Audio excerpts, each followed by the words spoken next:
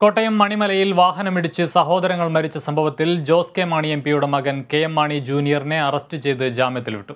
അശ്രദ്ധമായി വാഹനമോടിച്ച് ജീവഹാനി വരുത്തിയെന്ന കേസിലാണ് നടപടി. അതേസമയം ആദ്യം തയ്യാറാക്കിയ എഫ്ഐആറിൽ നിന്ന് ജോസ് കെ മാണിയുടെ മകന്റെ പേര് ഒഴിവാക്കിയതിൽ ദുരൂഹതയുണ്ടെന്ന് ആക്ഷേപമുയരുന്നുണ്ട്.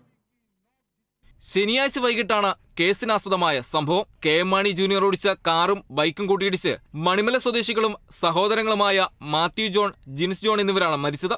അപകടമുണ്ടായതിനു ശേഷം ആദ്യം തയ്യാറാക്കിയ എഫ്ഐആറിൽ നിന്നും ജോസ് കെ മാണിയുടെ മകൻ കെ എം മാണി ജൂനിയറിന്റെ പേര് ഒഴിവാക്കി. 45 വയസ്സുള്ള ആളെന്ന് മാത്രമാണ് എഫ്ഐആറിൽ രേഖപ്പെടുത്തിയത്. അപകടത്തിന് പിന്നാലെ സ്ഥലത്തെത്തിയ പോലീസ് സംഘം ജോസ് കെ മാണിയുടെ മകനെ കണ്ടിട്ടും ആദ്യ എഫ്ഐആറിൽ നിന്ന് പേര് ഒഴിവാക്കിയതിൽ ദുരൂഹതയുണ്ടെന്ന ആക്ഷേപമാണ് ഇപ്പോൾ ഉയരുന്നത്.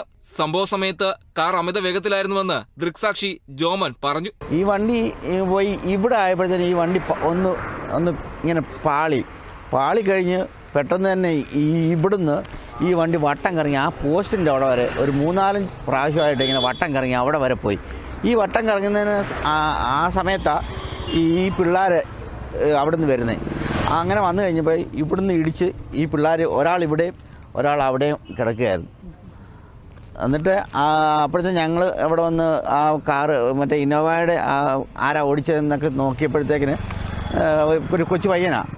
ഞാൻ പറഞ്ഞു, ചേട്ടാ പാളിപ്പോയി, വണ്ടി സ്ലിപ്പായിപ്പോയെന്നൊക്കെ പറഞ്ഞു. ജോസ് കെ മാണിയുടെ മോൻ്റെ അളിയൻ്റെ അപ്പൻ ഇവിടെ വന്നായിരുന്നു. വന്നു കഴിഞ്ഞപ്പോഴത്തേനെ പറഞ്ഞു, ഇത് നമ്മുടെ കുര്യൻ്റെ അളിയനാ എന്ന് പറഞ്ഞു. അപ്പോഴാണ് ഞാൻ മനസ്സിലാക്കുന്നത് ജോസ് കെ മാണിയുടെ മോനാണെന്ന്. അശ്രദ്ധമായി വാഹനമോടിച്ച് ജീവഹാനി വരുത്തിയെന്ന കേസിലാണ് കെ എം മാണി ജൂനിയറിനെതിരെ നടപടിയെടുത്തിരിക്കുന്നത്.